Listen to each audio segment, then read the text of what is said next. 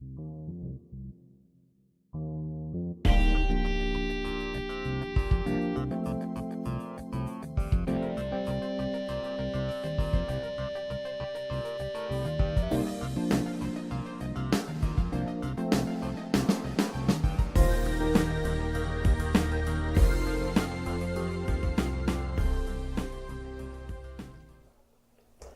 afternoon, and welcome to the In My Opinion show. I am Henry Hatter, your guest today.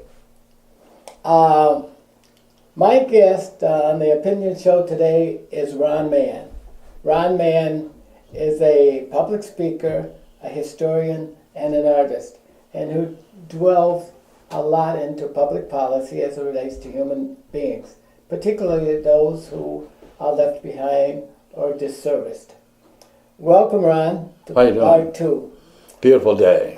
Yes, this is, folks, this is part two of the preceding discussion. And Ron, I want to start out by asking you, has American leadership, now I'm talking about the leadership, have they driven the people? Now, it's the leadership that drives the people. The people are supposed to do just the opposite. Right. But has the leadership itself driven people to madness by pursuing issues that the American public is not interested in? For example, war, for example. Vietnam was one of those. They were not interested in conducting that war. They have been only lucratively warm in Desert Storm and many of the other skirmishes that we have. Is it our leaders that's driving this? It's not just evolving from the ground up from people, but people have to be motivated or driven to do something. Or you have a different opinion of that? Well, no, the leaders are doing this to us for the opportunists. They're opportunists. They're looking to go to take over somebody else's land, utilize all their jewels or what they have that they can trade, swap, and take. And so the leaders are using this to just drag us down into this country, and they keep doing it over and over and over. It's like a repetitive thing, and after a while, the people look at them and go, "They're nuts. They can't even get anything done at all, and they want us to agree to this, and we can't agree to things like that over and over. We're sheep, or they'll be calling us sheep, so we're not sheep." How do you think that people ought to react to that? Now, remember, I spoke about the leaders directing our actions onto the people. When the people are that's supposed to be a reverse thing. The people are supposed to have some idea of which way they want to go, called a vision. Right. And how do you suppose that if we're moving in counter current to what people want, how do you propose that we ought to change this? What should we be doing?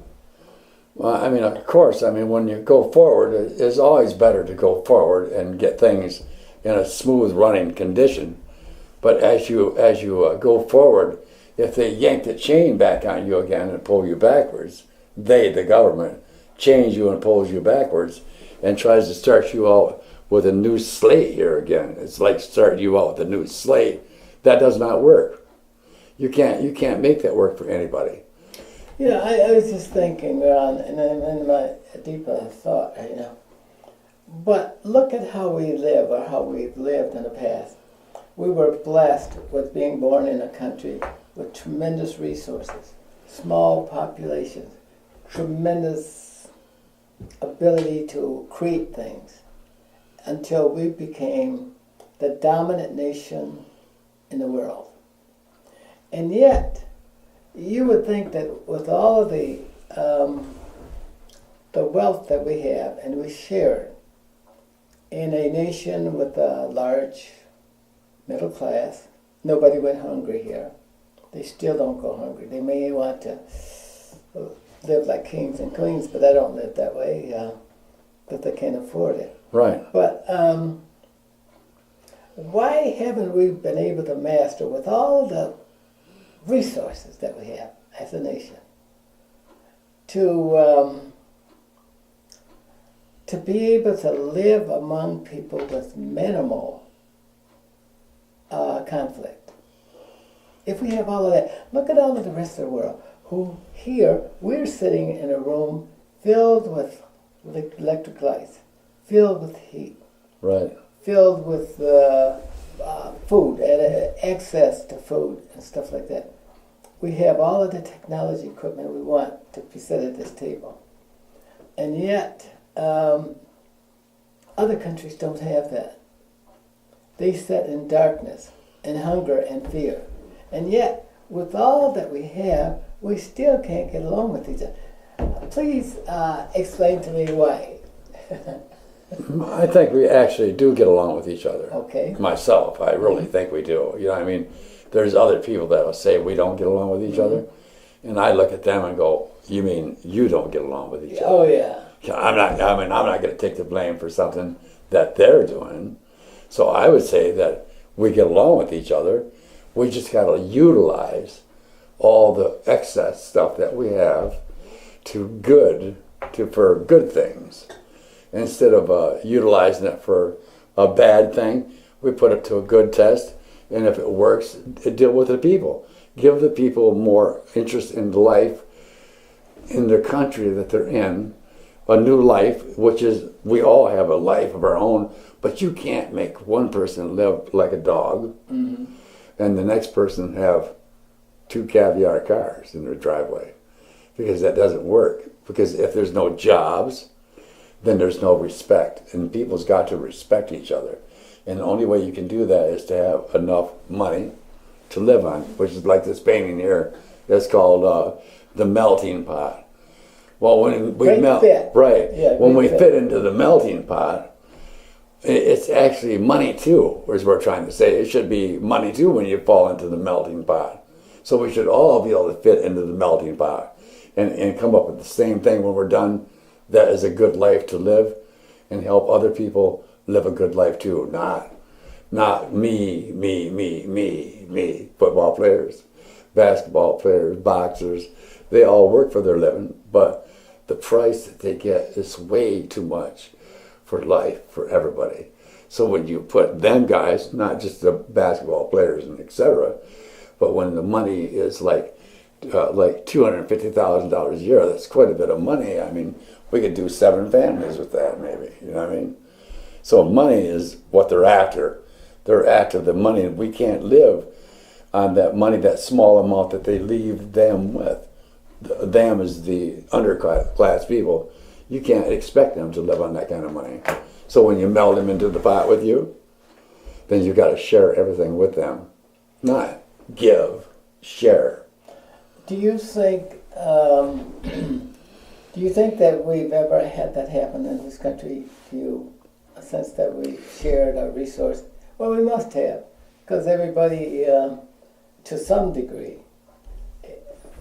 we share freedom, although it has been restricted for some cultural groups. But then it's we're still striving to make the nation a more perfect union, as you read in the Constitution. What do you say to that? You can make it a more perfect union if you work together, all together. But you can't if you only take part of the pot with you. If you only take part of the melting pot with you, it's only going to work part way. So the rest of them ain't going to get treated right. So no, we got. How do you then propose to change that? What should we be doing? I think we should invest in our country, not in everything else or every other country. Mm-hmm. We have to keep everything stable there and work with them, but not go over and take over everything and try to make them just like us, because we're not really on top of the pot anymore. You know, I think we're sort of dropping lower class, and that's not what we want to see for America. We want Americans to flourish. If they flourish, kill the tax. This tax thing is a little bit too much for people to deal with. Tax. You can't be stable. You can't buy insurance. Most people in Flint can't even hardly afford car insurance. You know, Let's be basically, why do they pull over people and take their car? Because they don't have no car insurance. In a country that's so well off, why can't we afford car insurance for people? Suggest a way we might get out of that. Well, I mean, it's point blank. Instead of spending billions of dollars to send something to outer space, if we don't need it right now, why don't we put that to use in our own world down here, where we're in the world here, and we got to make everything run better and do better without giving up everything? That's what we're after. That's what the people are after. They want to be able to go out there and work in their garden. They want to do their garden work. They want to fix their houses. They actually want to put a roof on that house and get that piece of cellophane off the top of the roof, because that doesn't help the leak, you know what I mean? So they actually want to put a roof on the house. Yeah. Oh my gosh, you mean we can't afford a roof this year? And so and then the state comes along and tells you got to do something with your house, you know what I mean? So if you're looking bad and there's no money, you can only look bad.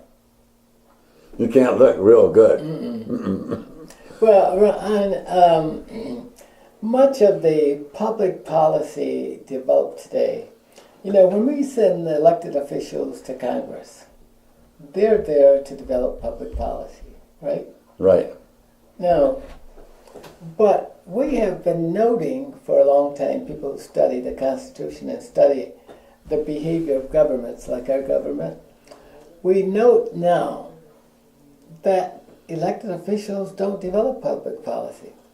It is placed in the hands of regulatory bodies, like, for example, HRSA, for example, or like the EPA. Now, our elected officials developed policies, and policies come from the laws that they enact. And the person that you elect to Congress ought to be able to be in touch with the laws that he helped to create and the resulting policy. But if you ask your congressman to access or to a question about or to find relief for you in a certain circumstance, like the veterans, for example, Right. he can't do that, because that's been turned over to regulatory bodies, and it may be the Veterans Association, whatever the policy is that governs it, may be also one of the financial arms of the federal government. But my question is, when people get so fed up, because they get this, they see that regulatory bodies are running the country and not that elected official, what should be done? Should we be able to govern through the Constitution with a referendum where all people can propose a law, and it has to pass through the several states, particularly the big laws that count a lot. It passes through each state, and the state has to approve this through a referendum. Like, for example, a tax to take care of all water issues throughout the country, which we're going to see that come back again and again to bear. Or it should be through some other kind of order where people have their fingers on the pulse of whatever gets passed in Washington. Do you understand? Yeah. What I said? Should it be the people? Should the leaders' actions and efforts go back and reflect the needs of the people? Reflect the needs of the people that the people had requested for that to be done, if that had been requested to do. Again, it's right back into passing laws like tax laws on anything they want to sell or something like that. Then we need to do that rather than to tell people. Where am I trying to go with this here?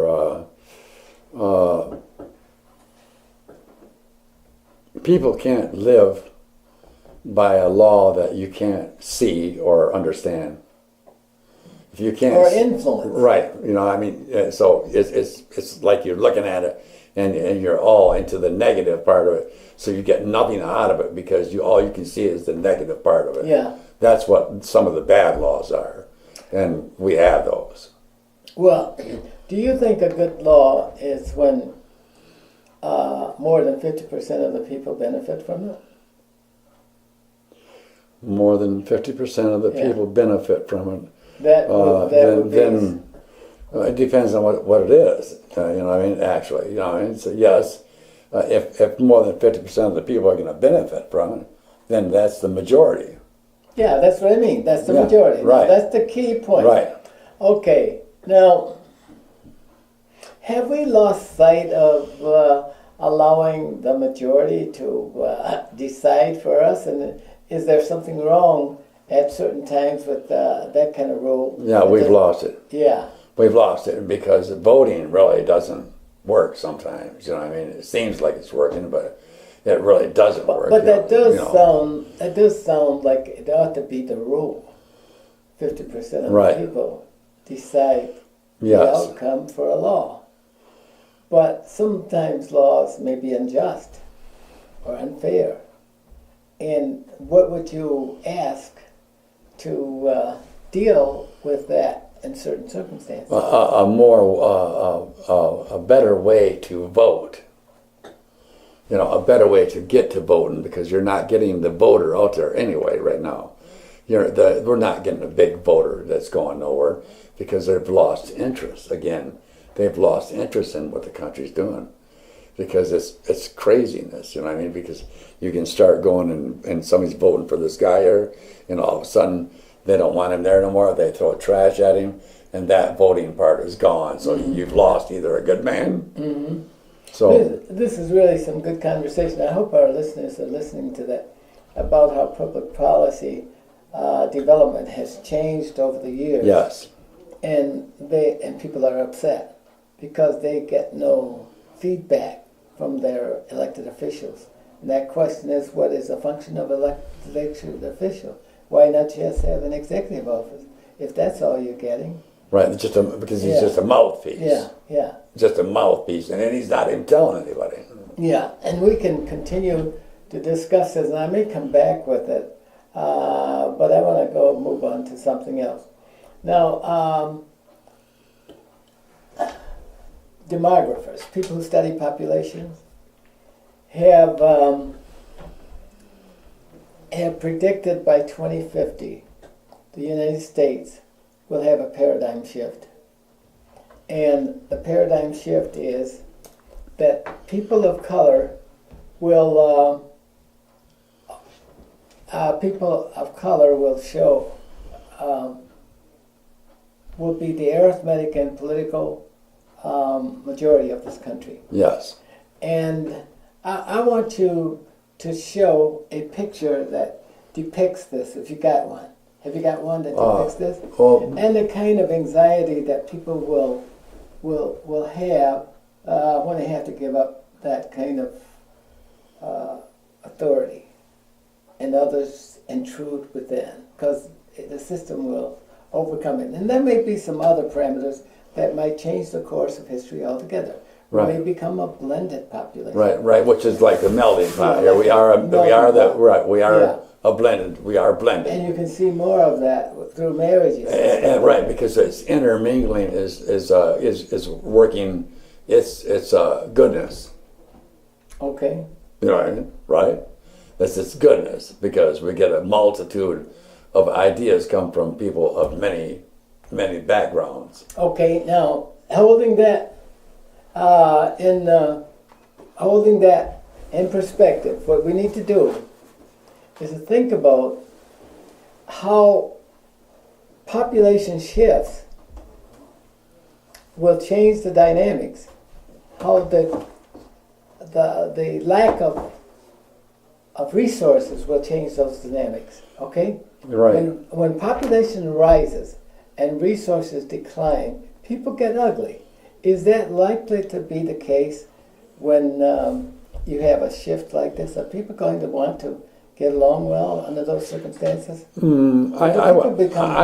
think that once it's happened, and this has made it switch. Because this one here is like the the Bush administration here to me was. You know what I mean? Mm-hmm. This is the Bush administration. Okay, explain. I was sort of mad when Hurricane Katrina took place, mm-hmm. and I seen the Bushes talk about people like they were not really anything, and because they did sort of, because they downgraded the blacks and mm-hmm. they shouldn't be living there and all that there, and all it was entertainment people and they should have moved on. Well, that was terrifying for them people. Okay. To have that happen to them because it was in a combat zone. Boom. So if this can happen, which is all money, this is big money. This is all the big money. This is the twins, the Bush. They were in charge of that administration, and they've done a lot of wild, different things to our country that we still don't know what they've done in actuality.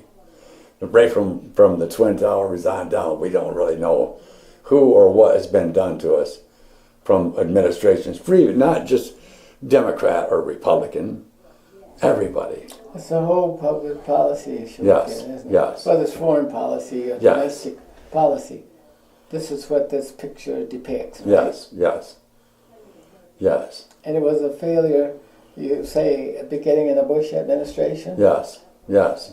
And the Bushes. What cultures were impacted by this? Well, I mean, the black community was involved really heavily. You used Katrina as one of those? Yeah, Rita and Katrina both. Okay. They did the same thing on both of them, and they was dehumanizing them at the same time. Where does it show them being dehumanized here?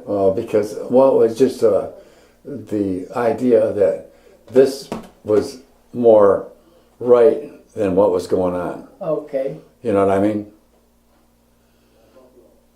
Okay. So I just did that administration, and I did one on like the Obama administration, but it's not, and it's never nothing against. This one here is like I brought this in here. This is like the Wailing Wall for the Jews. To throw this into the same thing here while we're going down through this painting. This is the Jews at the Wailing Wall, and that it was their sadness, what I mean, that they're going through. They have that same problem over there, and for example, what problem would they have? They're just trying to stabilize themselves. Oh, I think that's what their intent is, to stabilize and become a human race of some kind. Mm-hmm. Of their own, they just want to be a human being. Mm-hmm. Well, we all want to be a human being. Yes, yes. We all do. Sure. So they're doing that. That was my only way to say to the Jews at the time that I painted this here was that we was having a big problem with them getting their want and woe there. But they're going to get there just when the time comes. Okay. So this is going to be something positive for the Jews. Yes, yes. And what evidence do you see that might because it's happening to us right here again too, where if we get to be enemies with each other all the time, you're going to get the same thing that you had at the Holocaust. Mm-hmm. With the Holocaust. Mm-hmm. So we got to really tune ourselves up. We got to get together as a nation and heal. And stop the war, stop warring, quit worrying about the great big fat money in the big wallet constantly, feed the country, build a new country out of our good country we have, by the people. Sure. By the people. By the people. By the people. By the people. The people. By the people. That's right. Still has to be the focus. Still has to be that. That's and it. That was the last question I'm going to get. But explain this one before I go back. This is 1,000-yard stare. I just brought that along because I had another shot that I had with it. But this is like how you could have got after you get into a place like Flint and there's nothing left, and you're standing in the street and you're just looking straight down the street and there's nothing there. We can't have that happen to Flint. We don't want Flint to just disappear. We want to still have a flourishing community before it's over with. Little kids going to school and learning, and having respect for themselves, all of them. And that way they can pass that on to their kids. But we still have to provide jobs for our country.